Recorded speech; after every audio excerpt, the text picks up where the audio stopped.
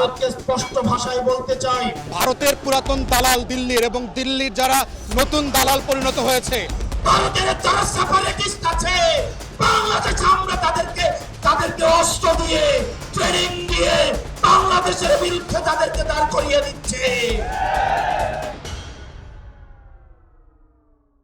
कोई भारत के north east को तोड़ने की धमकी दे रहा है, कोई भारत के खिलाफ मुहिम छेड़ने की बात कर रहा है, कोई भारत को आतंकवादियों का गढ़ बता रहा है, तो कोई भारत को साम्राज्यवादी करार दे रहा है। जैसे जैसे बांग्लादेश में चुनाव करीब आ रहे हैं, वहां एंटी इंडिया स्टेटमेंट्स की बाढ़ आ गई है।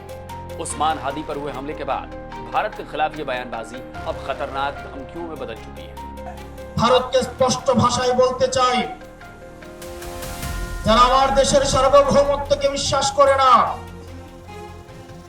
যারা আমার দেশের সম্ভাবনাকে বিশ্বাস করে না, যারা ভোটাধিকারকে বিশ্বাস করে না, মানবাধিকারকে বিশ্বাস করে না, যারা এই দেশের সন্তানদেরকে বিশ্বাস করে না, আপনারা যেহেতু তাদেরকে আশ্রয় প্রশ্রয় দিচ্ছেন, কথা স্পষ্ট করে বলে দিতে চাই, ভারতের যারা সেপারেটিস্ট আছে, বাংলাদেশে আমরা তাদেরকে আশ্রয় প্রশ্রয় দিয়ে যে সেভেন সিস্টার রয়েছে সেটাকে বাংলাদেশ থেকে, ভারত থেকে सुना आपने? ये उस बांग्लादेश के लोग हैं जिनके लिए भारत ने पाकिस्तान से जंग लड़ी थी। 1971 की जंग में अपने सैकड़ों जांबाजों का बलिदान दिया था। ये उसी बांग्लादेश से भारत को तोड़ने की आवाजें उठ रही हैं। हाथ नचा नचाकर भारत को धमकी देने वाले इस सो कॉल्ड पॉलिटिकल लीडर, हालांकि मैं तो इसे आतंकी ही कहूंगा, इसका नाम है हसनत अब्दुल्ला। यह बांग्लादेश की नई Neyveli political party national citizen party का साउदर्न चीफ ऑर्गेनाइजर है। National citizen party Sheikh Hasina के तख्ता पलट में शामिल स्टूडेंट लीडर नाहिद इस्लाम की पार्टी है। नाहिद मोहम्मद यूनुस की केयर टेकर गवर्नमेंट में इंफॉर्मेशन एडवाइजर भी था। इस साल फरवरी में पॉलिटिकल पार्टी बनाने के लिए उसने अपनी पोस्ट से इस्तीफा दे दिया था। भारत को तोड़ने के लिए धमकी देने वाला हसनत उसी का साथी है। हसनत ने यह एंटी इंडिया स्टेटमेंट 15 दिसंबर को ढाका के सेंट्रल शहीद मीनार के पास आयोजित ऑल पार्टी प्रोटेस्ट के दौरान दिया है। यह प्रोटेस्ट उस्मान हादी पर हुए हमले के विरोध में किया जा रहा था। इसमें आप इनकलाब मंच के नेताओं के अलावा एनसीपी, जमात, एबी पार्टी समेत कई पॉलिटिकल और स्टूडेंट ऑर्गेनाइजेशन से जुड़े नेता और कार्यकर्ताओं को देख सकते हैं, ये वहां मौजूद थे।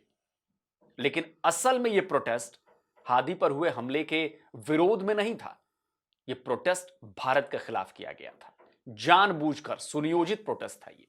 इसी प्रोटेस्ट में हसनत ने हादी पर हुए हमले का आरोप भारत पर लगाते हुए कहा कि दिल्ली का सिंहासन बांग्लादेश में जला दिया जाएगा।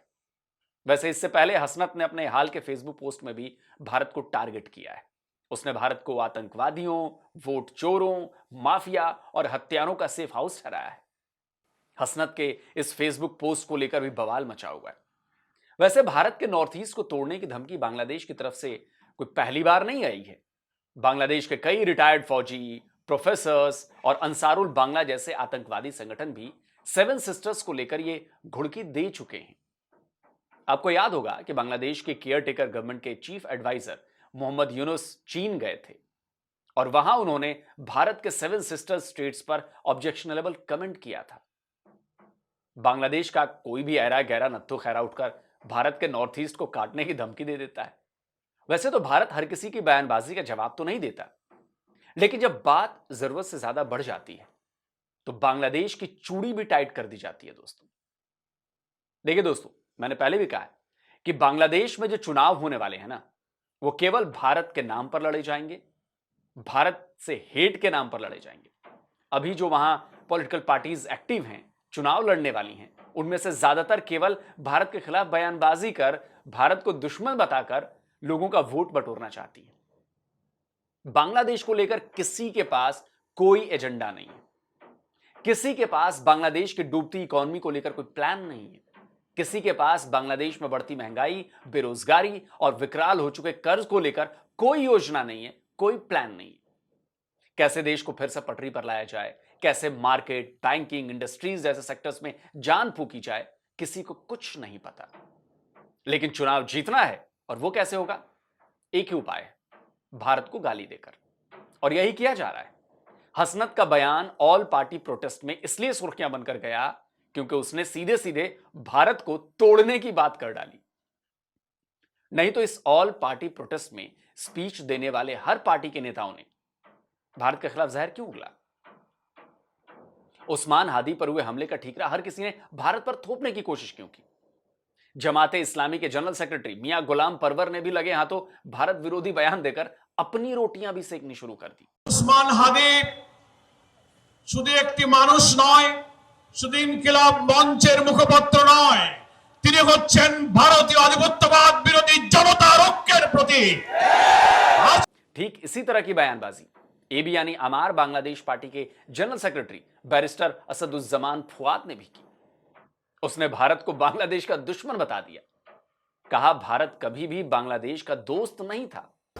আমরা সুস্পষ্টভাবে জানি যে আমাদের সীমান্তের ওপারে যারা আছে তারা কখনোই আমাদের বন্ধু না এবং বন্ধু ছিল না, কিন্তু যেটা আমরা জানি না সেটা হচ্ছে আমাদের সশস্ত্র বাহিনীর মধ্যে কারা ঘাপটি মেরে দিল্লির খলনায়ক অ্যাসেট হিসাবে কাজ করছে। इससे पहले भी फुआद ने भारत को साम्राज्यवादी बताया था। कहा था भारत के खिलाफ बांग्लादेश के लोगों को उस्मान हादी बनना होगा। প্রত্যেকে যদি আমরা দিল্লির আধিপত্যবাদের বিরুদ্ধে দাঁড়াই, রাজনৈতিক দুর্বৃত্তপনা যারা আছে দিল্লির গোলামদের বিপক্ষে দাঁড়াই, তাহলেই হচ্ছে আগামী দিনের ভবিষ্যৎ উজ্জ্বল হবে। বাংলাদেশের কোটি কোটি মানুষের সবাইকে একজন করে করে শরীফ ওসমান হাদি হয়ে যেতে হবে আজকে। दोस्तों, असल में हादी पर हुए हमले के बाद बांग्लादेश में भारत विरोधियों को भारत को टारगेट करने का एक नया बहाना मिल गया है। पहले तो आरोप लगाए गए कि इस हमले को भारत ने ही अंजाम दिया है क्योंकि हादी भारत विरोधी बयान दिया करता था। जब इन आरोपों का कोई सबूत नहीं मिला, भारत से कोई कनेक्शन नहीं मिला, या आपसी गैंग वॉर या आपसी रंजिश का मामला मिला, तो इस हमले के पीछे आवामी लीग को दोषी बता दिया गया। कहा जा रहा है कि आवामी लीग के लीडर ने चुनाव में बाधा डालने के लिए हादी पर अटैक करवाया। हादी एक स्टूडेंट लीडर है, वो इनकलाब मंच का प्रवक्ता है, लेकिन वो ढाका की 8 कंस्टिट्यूएंसी से निर्दलीय चुनाव लड़ रहा है। अब सवाल उठता है कि एक इंडिपेंडेंट कैंडिडेट को गोली मरवाकर आवामी लीग चुनाव को कैसे डीरेल कर सकती है। खैर, आरोप आवामी लीग पर लगाए गए तो भारत सीधे सीधे इसमें शामिल हो गया क्योंकि आवामी लीग के लीडर तो भारत में मौजूद हैं। तो हुआ ये कि बांग्लादेश की फॉरेन मिनिस्ट्री ने भारत के राजदूत को समन भेजकर बुला लिया और हादी पर हुए हमले को लेकर अपनी नाराजगी जताई। हालांकि भारत ने इन आरोपों को सीधे सीधे खारिज कर दिया। कहा कि भारत की सीमा से बांग्लादेश के खिलाफ होने वाली एक्टिविटीज नहीं हो रही हैं और यह पॉसिबल भी नहीं है। भारत को अपनी इज्जत है, बांग्लादेश को हो, पाकिस्तान को ना हो, बांग्लादेश को ना हो, से कोई फर्क नहीं। भारत की अपनी एक इज्जत है। अब इससे बात नहीं बनी तो भारत पर नए आरोप मढ़ने की कोशिश की जाने लगी। ढाका में ऑल पार्टी प्रोटेस्ट के दौरान कहा गया कि हादी के हमलावर भारत भाग गए हैं और उन्हें भारत शरण दे रहा है।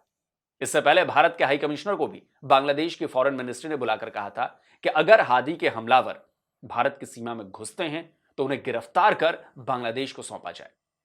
लेकिन इतनी बयानबाजी और भारत के खिलाफ जहर उगले जाने के बाद बांग्लादेश बॉर्डर गार्ड्स ने बयान दिया है कि इस बात के कोई सबूत नहीं मिले हैं कि हादी के हमलावर भारत की सीमा में घुस गए हैं।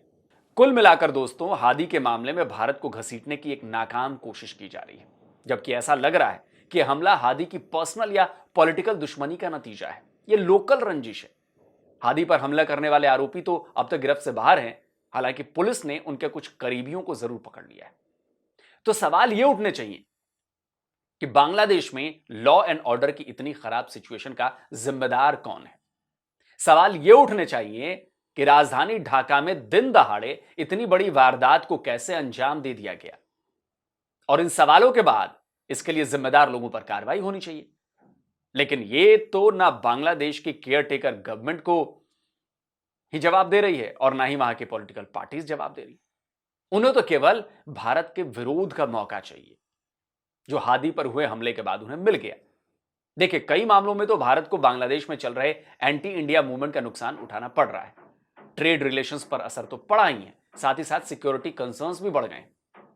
लेकिन असल में जो नुकसान होगा ना, वो शायद अभी जो ये प्रो पाकिस्तानी हैं, जो पाकिस्तान की नाजायज औलादें जो बांग्लादेश में हैं, ये उनको पता नहीं है कि वो बांग्लादेश का ही होना है। आपको याद है ना कैसे मालदीव्स में भी इलेक्शन के लिए एंटी इंडिया कैंपेन चलाए गए, इंडिया आउट की बातें कही गई, चुनाव के बाद भारत के खिलाफ बयानबाजी की गई, भारत के प्रधानमंत्री तक को अपशब्द बोले गए।